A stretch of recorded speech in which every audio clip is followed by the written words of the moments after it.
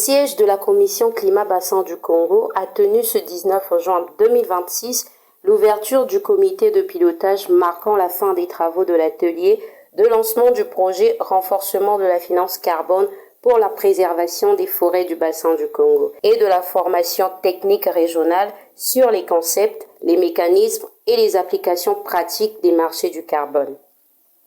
Ce comité a permis de rassembler les représentants des États bénéficiaires, notamment le Cameroun, le Gabon, la République centrafricaine, la République du Congo et la République démocratique du Congo, de la Commission Climat-Bassin du Congo, du PNUD, du gouvernement du Japon, ainsi que de nombreux partenaires observateurs.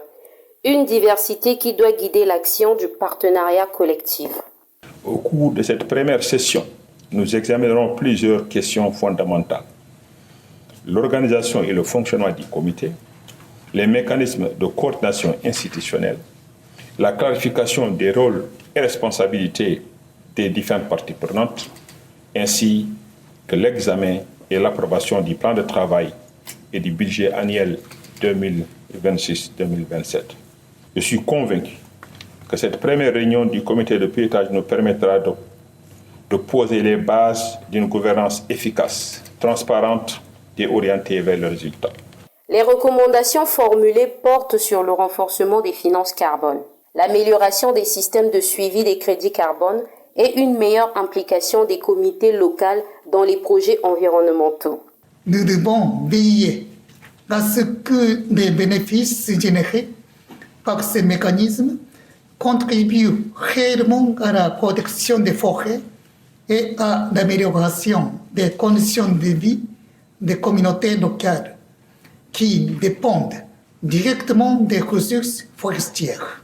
Au cours de ce comité, les travaux devront porter sur l'examen et l'adoption du plan de travail annuel, du budget afin d'assurer une allocation optimale, transparente et axée sur les résultats des ressources financières généreuses allouées par le Japon, la validation du dispositif d'assurance qualité du projet garant de l'efficacité et de la conformité des interventions, l'analyse du streaming environnemental et social, et un dernier point, celui de l'évaluation de l'analyse, seront les principaux termes abordés lors du comité.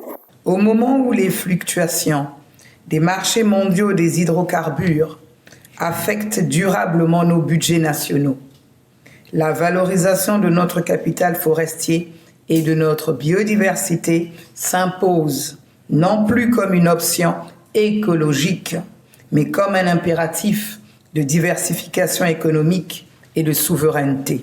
Nous devons garder à l'esprit que le succès de ce projet pilote dans nos 5 pays bénéficiaires servira de boussole et de modèle pour l'ensemble des pays membres de la Commission climat du bassin du Congo.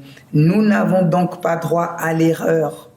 L'intégrité environnementale et financière de notre démarche doit être irréprochable si nous voulons attirer des investissements éthiques, durables et d'envergure sur nos marchés souverains. Les pays membres de la Commission Climat-Bassin du Congo sont en train de dessiner la trajectoire du nouveau modèle de développement de l'Afrique centrale.